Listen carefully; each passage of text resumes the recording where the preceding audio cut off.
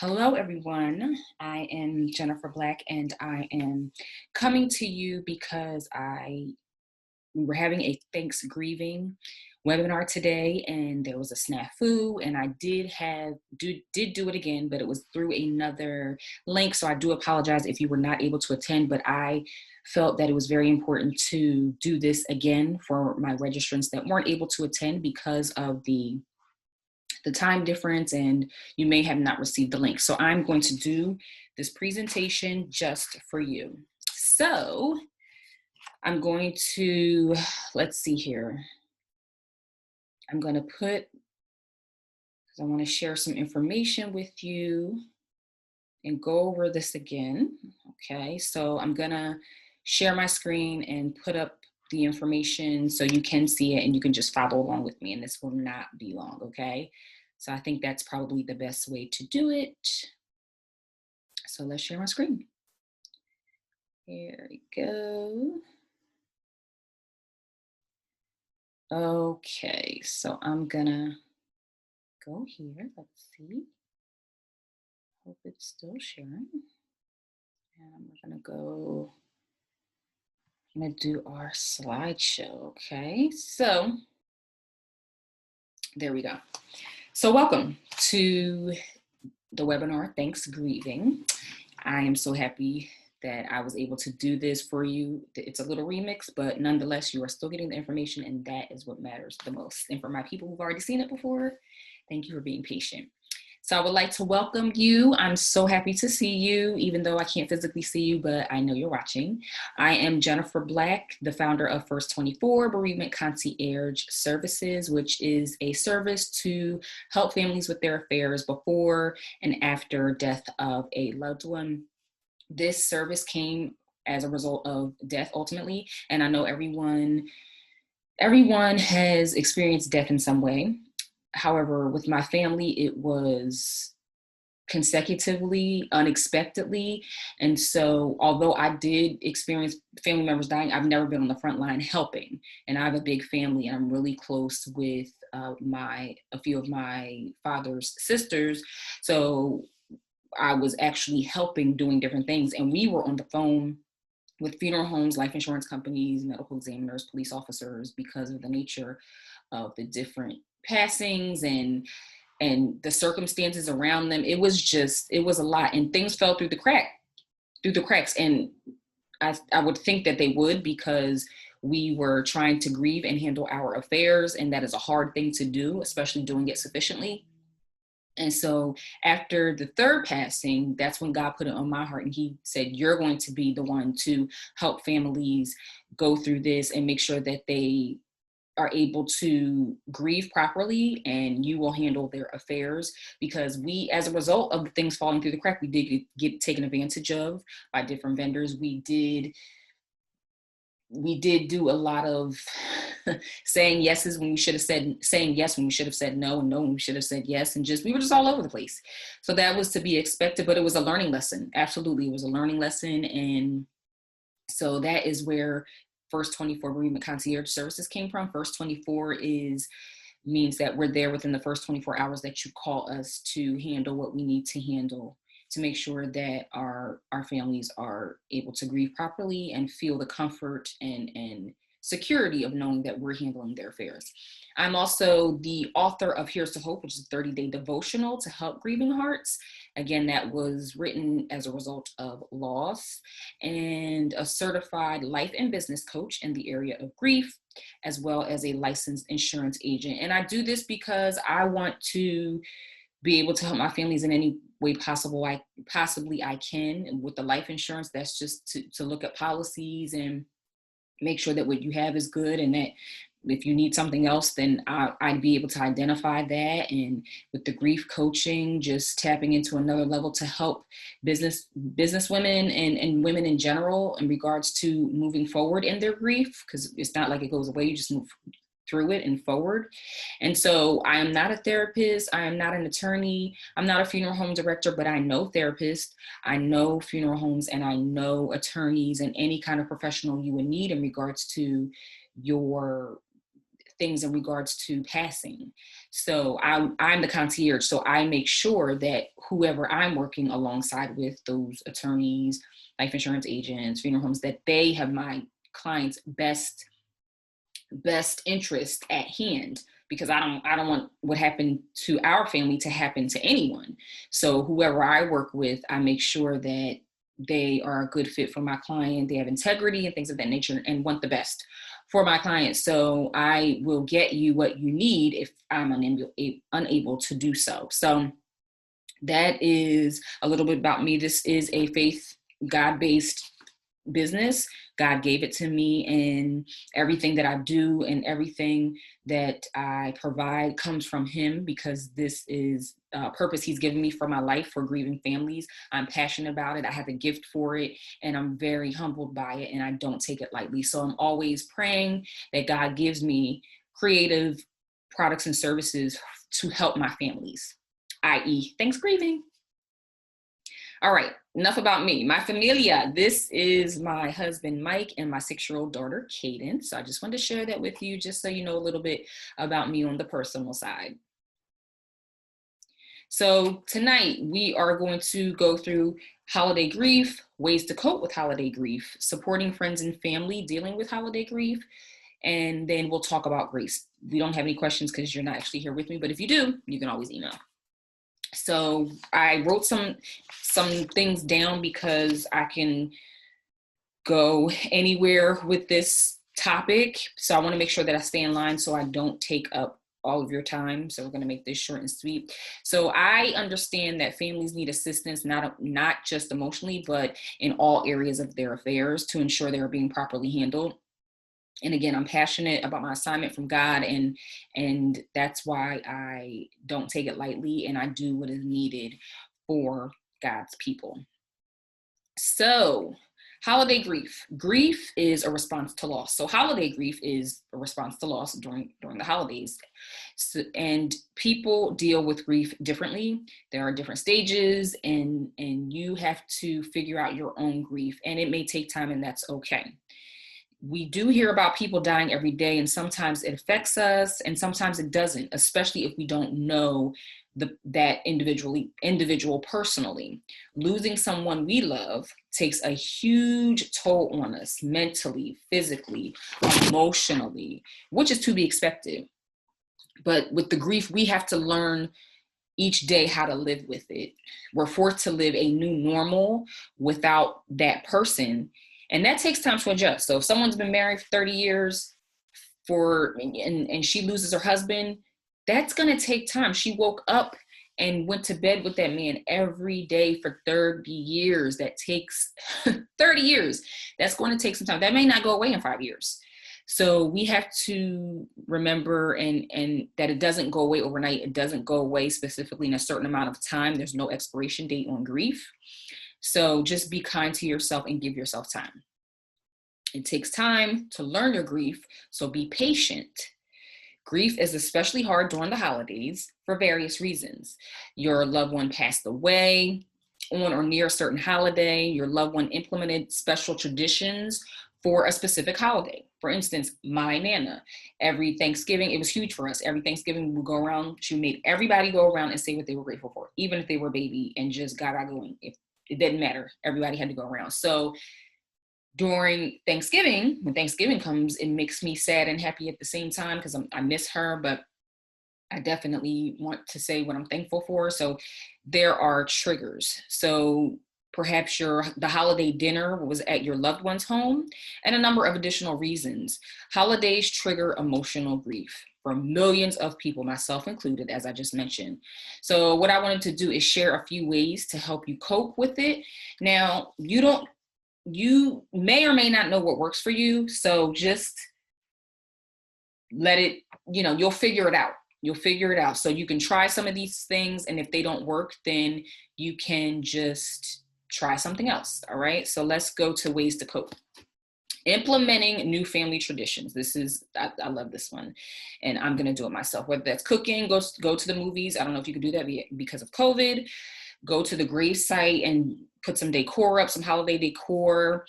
That works for some people to go to grave sites. Some people say they're not there. It doesn't work for them. Again, it's all preference. It's all what is going to help you. Do fun hobbies, axe throwing, crocheting, whatever the case may be, running, exercise, whatever the case may be. Implement new traditions and what you and your family want to do. Now, that's not to say that the old traditions can't work, because I want to, as I mentioned, my Nana, we all went around to say we were grateful for. I want to do that with my family. And I also want to implement new traditions for us. So you can do it both ways. Destination holiday. This is huge. Now, it's put a stop on some people, but some people still went this year because it is new scenery, new views, and you don't have the pressure of people popping up at your house or insisting they come to your house, putting that pressure on. Next, plan. I am a huge planner. I totally believe in the power of planning ahead of time to give yourself options. I would implore you to do it in like October, because you don't know how you're going to feel. You can say, oh, we're going to do this. We're going to Cabo. We're going to do this, that. And then when a month beforehand, you could totally not want to do that. And it most certainly is definitely because of the grief. You don't know what emotion you're going to feel, when you're going to feel it. So have options. Okay, we're not going to do option 1. Let's try option 3. But at least have, I would say, about 5 different options. Virtual holiday, that's going to be huge this year for COVID reasons. But virtual holidays via Zoom. I love House Party because you could play games with your friends. I also think that the virtual is really good for the elderly, because they're not going to be going out as much, if at all, because they don't want to compromise their health, reasonably so. And so for them to be able to see their kids and their grandkids, at least on video, I think will be the world to them. So virtual holidays, if that's your thing. And I've been seeing people be really creative with it, doing wine tasting, having a cool wine background, like a vineyard. It's really cool. So if that's your thing, do it. God's word, simple yet so powerful. Read it, meditate on it before, during, and after holidays. Especially, I would implore you to do it before the holidays, especially lay it on thick, because once you do that and you meditate on that word, it will saturate you and will allow you to feel a sense of peace and God's comfort. So your flesh won't be able to rise as much, if at all, depending on how much you are reading and meditating on it. And it won't allow you to get in an easily depression. It won't allow you to get easily bitter or angry or mad. It will really give you a peace that is far from our understanding, as he says. Volunteering is huge. Volunteer at a shelter, a soup kitchen, take a bag of groceries to the homeless on the street. Do those things. Start a foundation, donate to a foundation, a charity, start a foundation in your loved one's name. So if they passed away from lupus, diabetes, heart disease, you can start a foundation or donate to your favorite foundation in regards to that. This way, it makes you feel that your loved one is being honored, that they are being remembered, and that it is a good cause that you are donating or starting a foundation or a charity in their name. So it gives you a sense of comfort because you are acknowledging them and you are putting them, you are basically, honoring them. That's the best way to say it, honoring them and keeping their legacy and their life, their spirit alive. Couldn't get that out, I'm sorry. Next, therapy. I am a huge advocate for therapy. I'm in therapy and I think it's great. I know that God gave us this resource and we should take advantage of it. It's nothing to be ashamed of.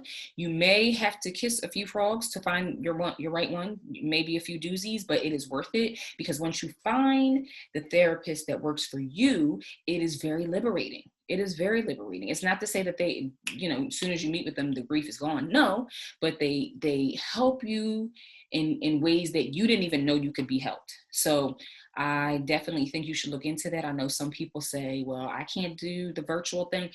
I started before COVID, so I actually had a face-to-face rapport, and then we did virtual. So it's not difficult for me, but for some people for that to be the first impression and the first way they meet, it's difficult for a lot of people. Some people find it very informal. I think it's great, but just try it. I would just say to try it. and let it out. Let out your emotions as soon as you feel them. However, the key to that is surrounding yourself with people you can do that around, because you need to be around supportive, encouraging people who you feel comfortable and vulnerable around, uh, enough to let it loose, to have a breakdown at any moment and have multiple ones and not feel like you need ashamed of it, excuse me. And like you can't do that. So because if you hold it in and you'll just let it out later, I'll get it out later. Once later comes, you may have just put it into the back of your head. So then the next morning, somebody could say good morning and you just lose it. So surround yourself with those people, especially during the holidays. Surround yourself around those kinds of people because you need to express those things and get those emotions out. All right, so now we're going to talk about the support system. So supporting grieving families and friends, all right? So the first thing, invite them to your dinner, your party, whatever the case, whatever, virtual, whatever you're doing, let them feel included. It's not to say that they'll come. They may not, and they may never come. You may always ask them and they always say no, but don't stop asking. Put the invitation out there. Check up. If they decide not to come over, as they usually do, or maybe it's a surprise, oh, they're not coming, check on them consistently. Don't let them feel like you are offended, even if you are offended, because that just is going to backpedal and cause friction. So don't make it about you. Like, oh, I cannot believe you're coming. I'm so offended. Like, no. Don't make it about you. Make sure you still check on them. I would even say go past their house, stop, give them a plate, drop them off a plate, go sit in the car and talk to them for a few minutes and leave. But let them know, don't let them feel like you're mad because they didn't come. Still stay in contact with them on the day of the holiday, especially. Allow venting sessions. Just like I said on the flip side, to allow them to vent, listen to them. Allow them to speak, cry, or do whatever they need to do without your opinion, recommendations, and commentary. Listen to hear, not to respond, unless they're asking you for your advice. So if they're saying, well, what do you think about that? Okay, that's fine. But other than that, just let them know you're being engaged, nod your head, yes, okay, whatever you're doing to talk back, to let them know that you are involved and engaged in the conversation. Do that. Send them a thinking of you card via email, text, an edible arrangement, a virtual card, Hallmark card. There's so many different ways to let someone know you're thinking of them, even if you send them a postcard, but just something so they know that they're thought of. And take their temperature, see if they have holiday plans, like I said about inviting them, if they have holiday plans or whatever they're gonna do, and don't turn your nose at it. So if they say, yeah, I was just gonna walk in the sand by the ocean. Why? It's like 18 degrees outside. That is no. Let them, okay, oh, wow, that's different. That sounds relaxing. Be supportive, and be gentle and kind. Pray. Again, sounds simple, very powerful. Pray for God's love and comfort and peace to overtake them each day. Don't stop praying for them.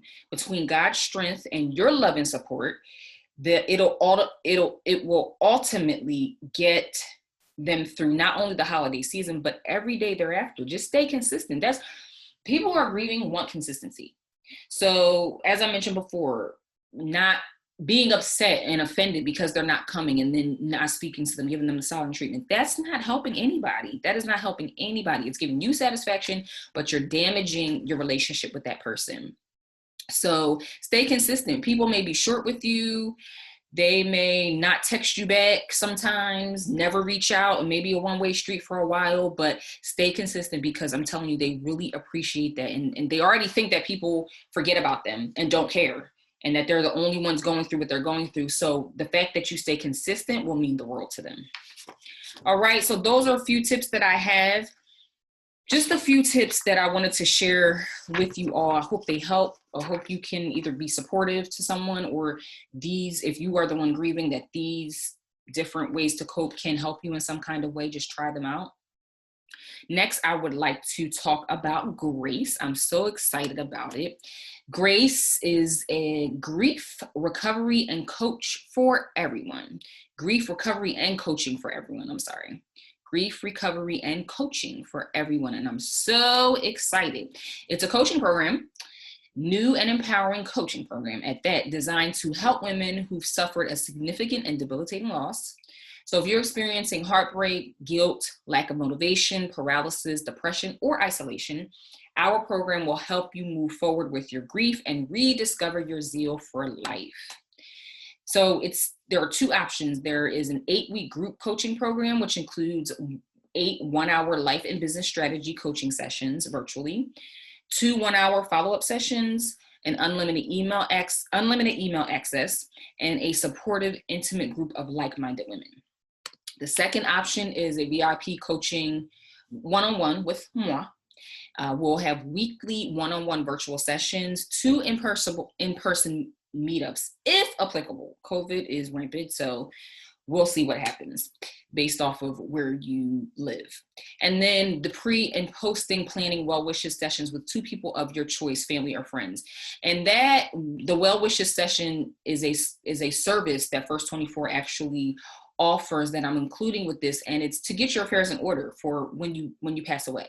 So it's to make sure that your family is good, that your affairs are in order, so your family will be good when you're no longer here. Death has a way of bringing out the ugliest of the ugly. Like it really does. It's bad, and you want to make sure that nothing is left to wonder. Your family knows what's happening. You have that life insurance to cover the cost for the funeral. You have everything. You know who's singing the solo, where you're having the funeral, where you want to be buried, so people don't have to guess. So that is a session. If you need a last will and testament, if you need life insurance, if you don't have it, if you want us to look at what you do have, that is included in the well wishes session, okay? So open enrollment is November the 24th, tonight through, December the 11th. And the sessions start on Monday, January the 4th, 2021. There are limited spots available due to private, safe, supportive, relatable, patient, non-judgmental, and a loving space I want to keep within the group. It's very imperative to me that people feel vulnerable and feel comfortable and feel completely relaxed, sharing and venting and doing what we need to do to really put their best effort forth into this program and do the work, so we can so there can be change and there can be elevation and there can be everything that they need to get that zeal back within their business, if they don't have a business, if they want to start a business, and their personal life. So it's very important to me. And everybody won't be ready. That's completely okay. And I understand. You have to be kind to yourself, and you may need more time. And don't pressure anyone. Because I don't like to be pressured. So I would not put that on anyone. You'll know.